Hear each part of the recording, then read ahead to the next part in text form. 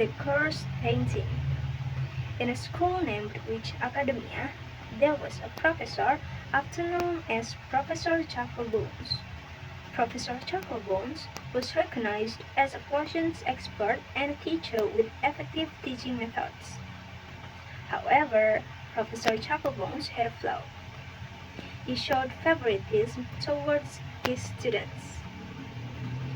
There were two types of students in this school. First, those who came from the lineage of pure witches, and second, students from the lineage of ordinary humans without magical powers. Professor Chucklebones often treated students from human lineage unfairly, such as instructing them to learn about potion science on their own, telling them to figure things out themselves when they asked questions, speaking harshly to them, and even intentionally providing them with incorrect potion ingredients. The school ghost named Matilda discovered this and planned to retaliate against Professor Chucklebones' increasingly outrageous behavior.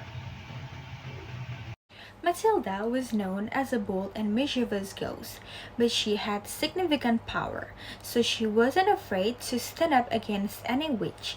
Besides, Matilda had been an unseen resident at Witch Academia for about 350 years. One night, Professor Chucklebone was in his room, busy creating new potions. Suddenly, several books on the shelf in the room fell. Then, one of the potion bottles on the table fell and shattered.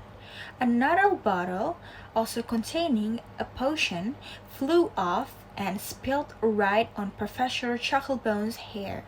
Such incidents continued for several days, and Professor Chucklebone had no idea who the perpetrator was. On the sixth night, Professor Chucklebones experienced the same event. However, this time, he didn't stay passive.